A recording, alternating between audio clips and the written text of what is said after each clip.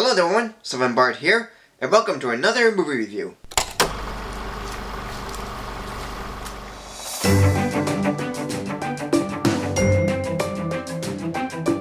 When it comes to sibling directors, in my opinion, the Farrelly Brothers, Peter and Bobby, are pretty good at making fun comedies. And a majority of them focus on the appearances can be deceiving act or the gross out act, but most of them can be either subtle or obvious. But there's only one film they made where the gross out act is obvious, and it's also an animated film. And it is known as Osmosis Jones, which sounds like an Indiana Jones parody. Zookeeper Frank the Tory is an unhealthy slob when it comes to eating and having to raise his daughter Shane on his own, and Shane in turn is trying to keep him healthy. But after eating an egg that's been dirty, he gets a virus inside his body named Thrax, who plans on killing him by stealing a piece of the hypothalamus, causing Frank to die of overheated body temperature. But a white blood cell cop named Osmosis Jones tries to stop him despite that everyone thinks he'll screw up, and so a cold pill named Drix comes in to help Jones, and the two travel through the city of Frank to stop Thrax from killing their home. Okay, my interpretation of this story isn't the best since the whole film goes all over the place. But the concept itself is pretty amazing. Having the inside of the human body be animated and the outside be live action, it does make the film more fun and interesting than just having it all be live action. And the inside of Frank is pretty creative, making it like a city in the body to which parts of it make up what location it is. Like the stomach's the airport, the nose is the dam, the bloodstreams are highways, and the brain is City Hall. Not to mention white blood cells are authorities and red blood cells are citizens. But then comes the humor, which mostly consists of body puns and jokes. Yet they are all not bad. Sometimes they give me a smile or a chuckle, but other times it's kind of gross. And what about the characters? Well, they're mostly half and half. For the live action, they're mostly okay. Frank does give me a chuckle once in a while, but that's really it.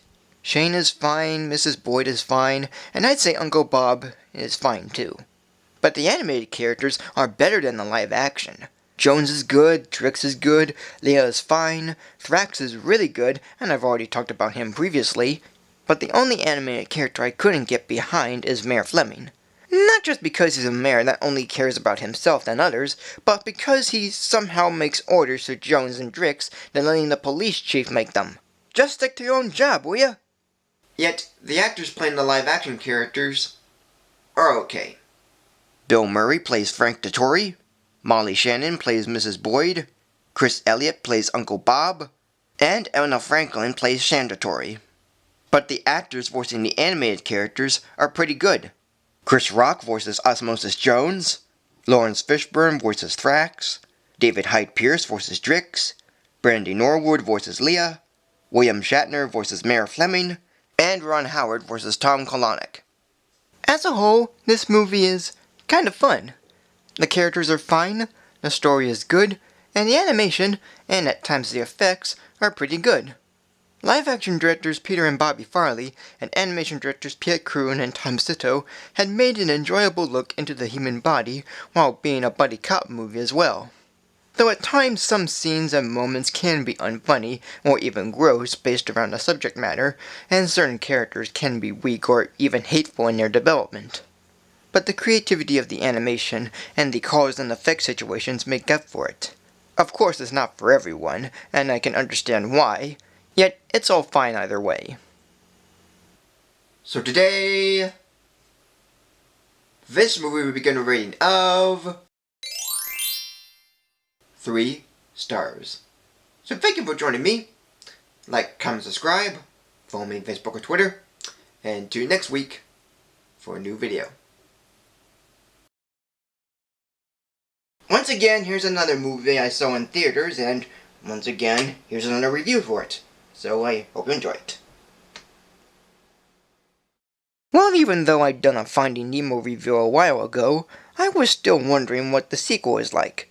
So I decided to check out Disney Pixar's latest film after being out for 2 months, Finding Dory. The story is about Dory, who not only suffers from short-term memory loss, but also begins to remember her parents. and along with Marlin and Nemo, they set out to California and get to a marine life institute/aquarium where Dory believes her parents live at.